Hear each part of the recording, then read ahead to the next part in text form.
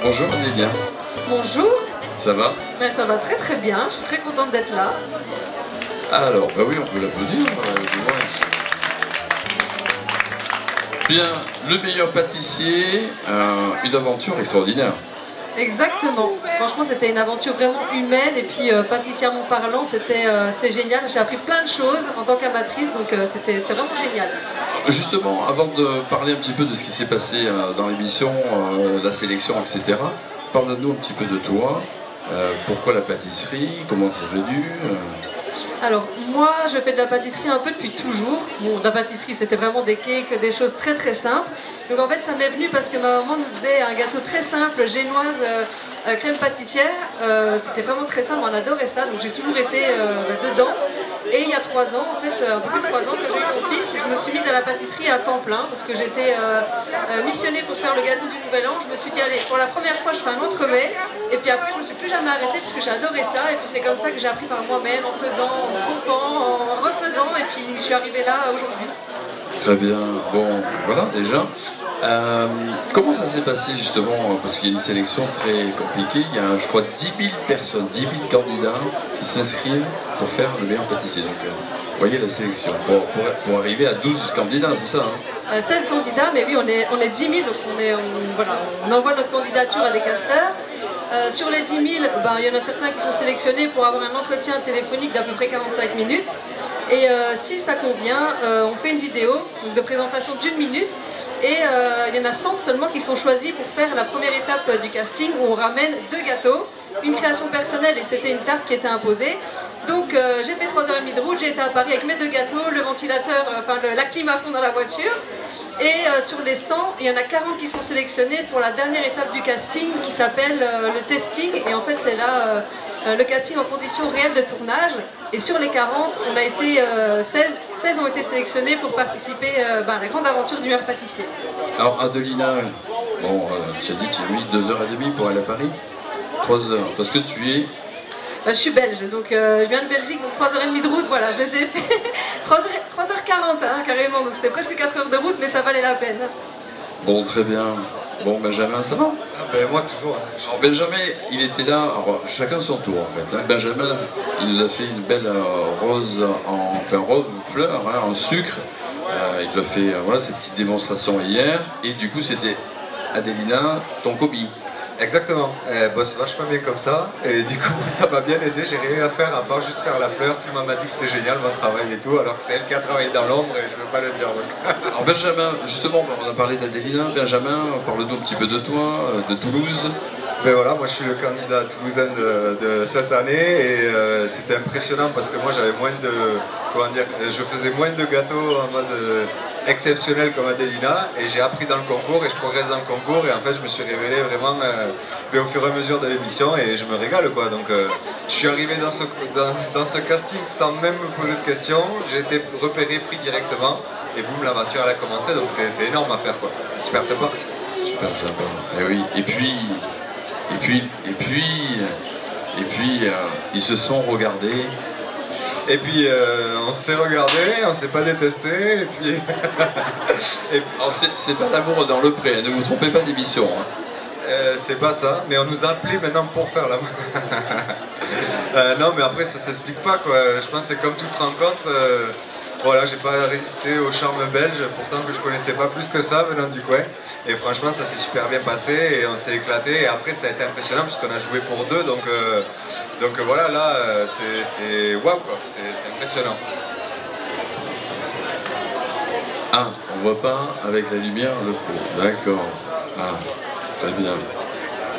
Oui, il est photographe. Alors justement, tiens, il y a une photographe, mais pendant l'émission, vous étiez, on va pas dire harcelé, mais on vous a mis dans des conditions de stress maximum, parce que non seulement il y a les caméramans, mais en plus il y a un journaliste qui vous titille sans arrêt. C'est ça qui est impressionnant. Il faut se dire que c'est un vrai concours, donc c'est pas que de la télé, c'est 2 heures, c'est 2 heures, 3 heures, il n'y a vraiment pas de faux par rapport à ça. Et il faut se dire qu'on a 2 caméras, un journaliste, plus un micro qui parle, et en fait pendant le concours, il y a quelqu'un qui vient nous stimuler, nous parler tout le temps, et c'est sacrément impressionnant parce que imaginez, quand tout se passe bien ça va, on est bien, Mais dès que ça commence à mal se passer, c'est un peu le stress parce qu'il y a le journaliste qui te parle, qui te dit alors pourquoi ça se passe mal et pourquoi ça se fait ça. Et là, faut vraiment aller chercher dans le mental. Parce que tu peux pas t'énerver, passer pour l'idiot du village, t'es obligé de ouais super, non mais là je me rate, j'adore ça, voilà. Et du coup ça monte en pression et au bout d'un moment tu sais un peu jouer avec les codes. Donc moi à la fin, il me détestait parce que moi tout allait toujours bien. Jeter un gâteau brûlé, ah mais je dis mais c'était vraiment fait exprès, les mecs ils étaient fous parce qu'ils pouvaient plus m'énerver quoi, enfin ça marchait plus le truc de alors tu t'es raté, etc. Et oui parce que là c'est vrai que bon il y a des étapes, il y a aussi la pression avec toujours la recette imposée de Mercotte. C'est là aussi que c'est intéressant dans cette activité de pâtissier chocolatier, que ce soit pour les amateurs que pour les professionnels. Moi j'ai eu le plaisir d'animer des concours à Paris ou ailleurs, et avec les mêmes ingrédients, mais vraiment les mêmes ingrédients, eh bien il n'y a pas un même gâteau. Ah ouais, ça c'est impressionnant quand c'est l'école de Mercotte. Vous pouvez le voir de toute façon à la télé, il n'y a jamais le même résultat. Parce que je pense que la pâtisserie c'est comme tout le monde, on essaye de comprendre une recette, on lit pas pareil en travers, etc. On a un micro-ondes qui marche mieux, un four qui marche moins, etc. Et en fait c'est ça qui est impressionnant, quoi. D'une recette à l'autre, d'une personne à l'autre, c'était complètement différent. Et c'est ce qui fait que les épreuves de Mercotte, il y a des choses magnifiques et puis il y a des choses catastrophiques avec le même temps, les mêmes ingrédients et les mêmes recettes. Qu'est-ce qui va se passer mercredi? Bon, on va pas le dire. Non, je plaisante, hein. Bah oui, ça c'est un secret. Mais bon, ils sont encore justement dans l'émission et voilà, si vous aimez, c'est vrai que c'est une émission qui est très populaire. Cyril, bon, voilà, il y a ses petits mimiques, Mercotte, bon, ben, c'est la mamie, hein. Tout le monde l'aime bien. C'est ça, c'est la mamie gâteau. Mercotte, elle est hyper gentille. Elle a un peu le personnage un peu dur, mais en vrai c'est une perle. Il faut savoir que Mercotte quand même, c'est une dame qui a plus de 80 ans. Tous les matins, elle se lève à 4h du mat pour faire 2 heures de marche. Mais je sais pas si vous imaginez, 4h du mat, elle nous mettait tous à l'amende, les jeunes et tout, on était tous pliés. Elle se finissait après tout le monde, elle commençait avant tout le monde. Et franchement, c'était tous des amours. Après, ils ont l'habitude, ça fait 11 ans qu'ils font ça. Et ils sont bienveillants. Marie Portolano, il est une crème, franchement, elle venait tout le temps nous soutenir et tout. Bon, franchement, on s'est amusé, on s'est vraiment bien amusé. Bien. Alors, moi, je vais refaire, pendant qu'Adélina est en train de faire sa fleur en pétales de chocolat. Ça va. Alors, la particularité, c'est qu'Adélina, elle a vraiment une affection particulière du chocolat. Ah ouais, moi j'adore le chocolat, puis en plus je pense que je suis une bonne représentatrice du chocolat parce que je suis belge, donc, donc là ça y joue et j'adore travailler le chocolat, j'adore faire des trompe-l'œil en mettant du chocolat pour la décoration, donc vraiment j'adore travailler cette matière, quoi. Alors justement, je vous en ai parlé un petit peu tout à l'heure, pour mettre au point, je vous ai fait voir cette fameuse pistole qu'on appelle aussi la couverture pour les professionnels, qui est pas du tout brillante, donc on doit mettre le chocolat au point. Et comment on appelle cette technique, à votre avis? Alors, madame, c'est la bonne réponse. Ah, ils sont forts, hein. Vous êtes d'où? Marseille. Ah, j'ai un petit cadeau pour vous. Tiens, ah, voilà. Allez, on va faire vous aussi un petit détour du côté de l'archipel de Spa et un accès à quoi bien-être. Oh non, c'est bon. C'est vrai que vous faites des chocolats, vous êtes cher? J'ai venu un petit peu parce que j'ai fait des cours de chocolat. D'accord. Bon, bah oui, ça aide. Hein. C'est bien. Bon, ce qu'il faudra, bon, c'est vrai qu'on n'a pas marqué offert par le salon du chocolat, mais vous leur direz, ils sont au courant. Ah, oui, pas de souci. Donc le tempérage, en fait, il est où, Ewan? Il est pas loin, non? Ewan, il est pas loin. Il est pas là?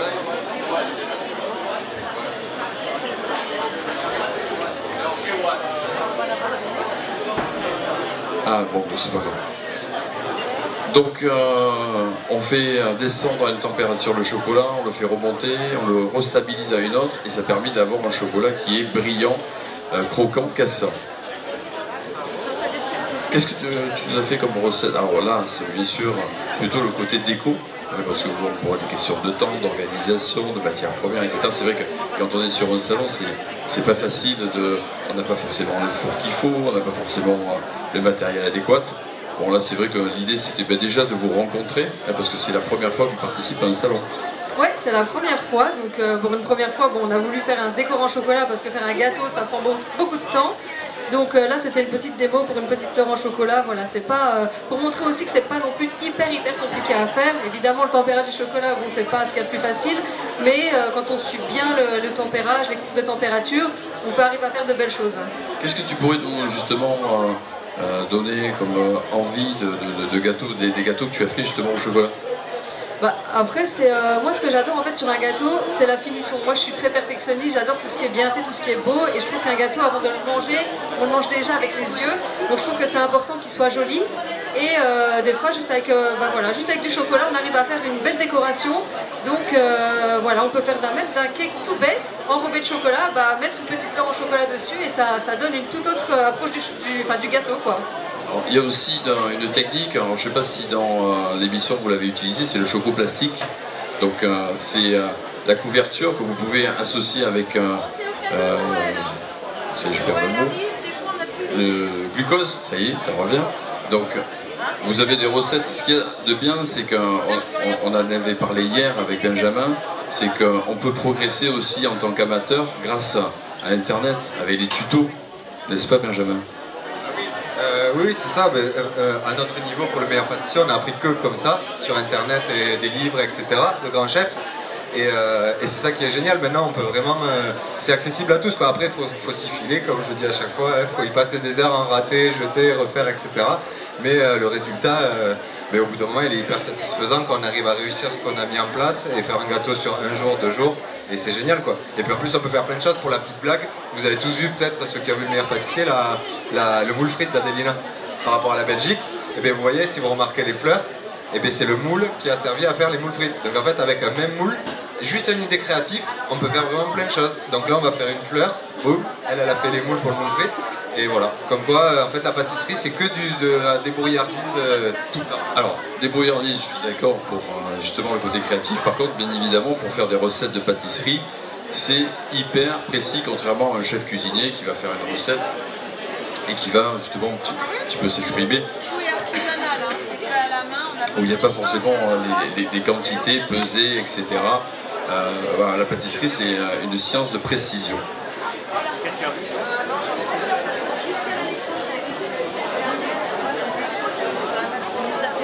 Alors pour revenir à ce que je vous disais tout à l'heure, le choco plastique, alors ça c'est accessible à tout le monde, donc de la couverture, ça vous pouvez en trouver aussi dans certains magasins spécialisés, vous pouvez trouver du glucose aussi, et donc avec ces deux ingrédients, vous allez le mettre au réfrigérateur une fois que tout est bien réuni, et par contre ça va faire une sorte de pâte, comme une pâte à modeler en fait. Et l'avantage c'est que, aussi bien vous que même avec les enfants et les petits-enfants, eh bien on peut faire des petits personnages. Donc par exemple vous faites un gâteau avec les enfants, c'est un moment de partage, c'est un moment très agréable. Et à la fin vous pouvez faire des petits personnages parce que c'est vraiment facile à modeler, comme une pâte à modeler. Et on appelle ça le choco plastique. Donc si vous voulez faire du choco plastique à la maison, vous pouvez trouver un tuto avec la recette du choco plastique. Voilà. Et d'ailleurs, à Paris ou sur certains salons, vous avez des artistes chocolatiers qui font des grandes pièces, des King Kong et j'en passe, des avions. Enfin, moi j'ai eu l'occasion de voir des pièces assez impressionnantes et certains utilisent le choco plastique parce que là, c'est pas dans une démarche forcément de goût. Par contre, bon, on peut le manger quand même, mais bon, c'est plutôt sucré. Et vous avez, voilà, c'est une matière qui est assez plaisante, et quand on fait ça en famille, c'est assez sympa. Mais pour revenir aux pièces artistiques, souvent, ces chocolatiers-là viennent pour un événement, ils vont faire un personnage, un animal ou autre chose, et après, en général, ils vont faire fondre pour le réutiliser sur d'autres événements. Et c'est l'avantage de cette matière magique du chocolat, qui, je rappelle, est quand même un produit végétal à la base, avec toutes les étapes de transformation dont on a parlé tout à l'heure, mais c'est vraiment un produit très intéressant et qui est quasiment sans limite de créativité. Et c'est pour ça que vous avez, en termes à la fois de création de bonbons de chocolat et de pièces artistiques, tellement de possibilités que, en fait, voilà, les chocolatiers, ils prennent vraiment du plaisir à vous proposer non seulement des accords vraiment intéressants. Alors, il ne faut pas croire qu'un bonbon chocolat qui a une infusion de thé, ça se fait comme ça, quoi. Ils font des essais, des essais, des essais, jusqu'au moment où ils trouvent vraiment l'accord parfait pour vous le faire partager.